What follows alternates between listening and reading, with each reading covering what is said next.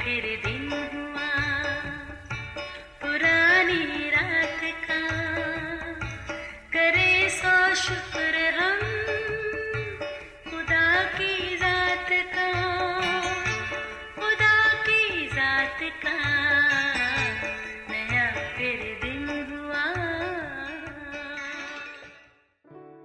आज की आयत। और जिस रोज़ यीशु ने मट्टी सान कर उसकी आंखें खोली थीं, वो सब्बत का दिन था। यूहन्ना 9 बाब 14वीं आयत।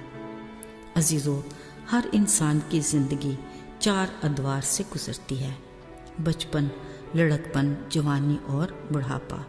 मगर इनमें से सबसे ज़्यादा लुत्फ़ बचपन के दौर से ही उठाया जाता है।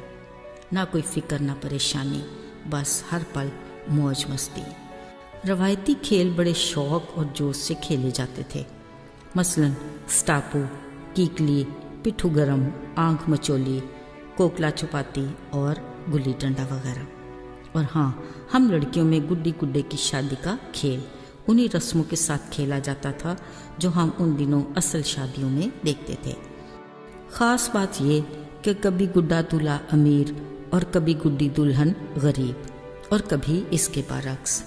सोचने की बात तो ये है कि कई दहाइयों पहले भी अमीर और गरीब का फ़र्क था, और आज भी वही किस्से पुराने। असल में हमारी माशरा ही ऐसे लोगों से ही मिलकर बना है। और हाँ, इनमें कुछ बीच के लोग जिनको तकल्लुफ़ के तौर पर हम सफ़ेद पोश तबका कहते हैं, जो अपनी सब्र शुक्र की ज़िंदगी से मुतमईन हैं, जो उनका बेहतरीन खासा है। अजीज़ों, यीशु मसीह की ज़मीनी ज़िंदगी का दौर इंसानी ज़िंदगी की वो तारीख़ है जो आज भी हमारे लिए ताज़ा हवा के झोंके की मानद है। ऐसे वाक़यात जो किसी भी दौर में किस्सा-ए पारीना नहीं होते। यूहन्ना की अंजील में लिखा है, एक दिन यीशु अपने शागिर्दों के साथ कहीं जा रहे थे कि उन्होंने एक जन्म के अंधे को देखा। पूछा, ऐ रबी, इसने गुनाह किया या इसके माँ बाप ने, जिसकी वजह से ये अंधा पैदा हुआ? यीशु ने उनकी गलत फहमी दूर करने के लिए कहा, किसी ने नहीं, बल्कि इसलिए कि खुदा का काम इसके वसीला से जाहिर हो। यह कहकर यीशु ने ज़मीन पर थूका, मट्टी सानी और उसकी आंखों पर लगाकर कहा, जा शलोह होश में जाकर आंखें धो ले। अजीज़ों, यीशु ने उसे भेजा, उसने आंखों को धोया और बीना हो गया। मगर अफसोस कि उसके दोबारा यीशु के पास आकर शुक्रिया करने का मौका ही न मिल सका। वो दुनिया की भीड़ में बस उनके सवालों से ही उलझ कर रह गया। किसी ने कहा, क्या ये शख्स वो नहीं जो कल तक भीख मांगता था? किसी ने उसका हम शक्ल कहा, और कुछ उसे पकड़कर फरीसियों की अदालत में ले गए, जहाँ पूछताछ के लिए उसके वालिदैन को बुलाया गया।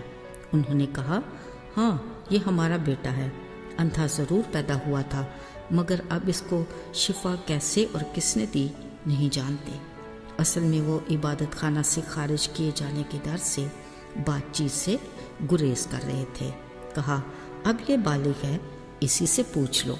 अगरचे कई बार उसने अपने शिफा पाने का वाक़या दोहराया, मगर मज़हबी लीडर उस गरीब की शिफा पर उसकी खुशी में शरीक तो ना हुए, पर उसे शिफा देने वाले के खिलाफ एक लंबी फहरिस्त ज़रूर तैयार हो गई कि शिफा का ये काम सब्बत के दिन क्यों हुआ, शरीयत को क्यों तोड़ा गया। यूँ कलाम ही की बदौलत होने वाले इस अजीब काम करने वाले की तारीफ़ की बजाय खुद को मज़हब के ठेकेदार साबित करने की कोशिश में लगे रहे। मगर अजीज़ों, इस जन्म के अंधे की शिफा से खुदा के नाम को जलाल मिलना था, सो वो तो मिला। पर जिन लोगों ने कभी उसे भीख मांगते देखा था, आज उसे भला चंगा देकर खुश थे और यकीनन शिफा देने वाले की शख्सियत से मुतासर ज़रूर होंगे। मगर मज़हबी लीडर यीशु की बाबत इसी शक में पड़े रहे कि अगर तो वो खुदा की तरफ से है तो ही ऐसे बड़े काम कर सकता है, और अगर हम कहें कि नहीं तो ये एक ऐसा मौज़ा क्यों कर हो सकता है। खुदा तो गुनाहगार की सुनता ही नहीं। हमने भी अब तक किसी जन्म के अंधे को बीना होते देखा नहीं। जब फरीसियों को इस वाक़या में अपना मुफाद नजर न आया तो उन्होंने उस पर यह फतवा ज़रूर लगाया कि तू तो पैदा ही गुनाह में हुआ है। लिहाजा उन्होंने اپنی کم عقلی اور عدم معرفت کی بدولت اس کے ساتھ شفا دینے والے کو بھی نظر انداز کر دیا۔ عزیزو، شریعت کے دور میں مذہبی لیڈر اپنے نفع نقصان کے اندازے لگا کر لوگوں پر شریعت نافذ کرتے تھے، اور خود کو تو وہ مذہب کے ٹھیکیدار سمجھتے تھے اور لوگوں کو شریعت کی زور زبردستی پیروی کروانا اپنا فرض سمجھتے تھے۔ مگر آج فضل کا دور ہے۔ یسوع مسیح کی قربانی کی تکمیل پر جب ہیکل کا پردہ پھٹ کر 2 حصے ہوا تو انسان کا خدا سے میل ہوا، یوں خدا سے رسائی کی راہ ہموار ہوئی۔ اگرچہ آج بھی کچھ لیڈر ایسے ہیں جو فریسیوں کی طرح خود کو مذہب کے ٹھیکیدار سمجھتے اور رسومات کو اہمیت دیتے ہیں۔ ایک وہ لیڈر جو خدا کے کلام کے عین مطابق لوگوں کو مسیح کے کفارے اور قربانی سے آگاہ کر کے انہیں ہمیشہ کی زندگی کی حقیقت سے باخبر کرتے ہیں۔ یاد رہے، ہمیں حقیقی معنوں میں آسمانی خدا باپ سے اپنے رشتے کو مضبوط کرنا ہے۔ اس کی بنیاد اس کی رفاقت اور شراکت میں ہے، جس سے ہمیں اس کے کلام کے وسیلہ سے سختی سے عمل پیرا رہنا ہے، کیونکہ خدا کو ماننے سے زیادہ خدا کی ماننا زیادہ ضروری ہے۔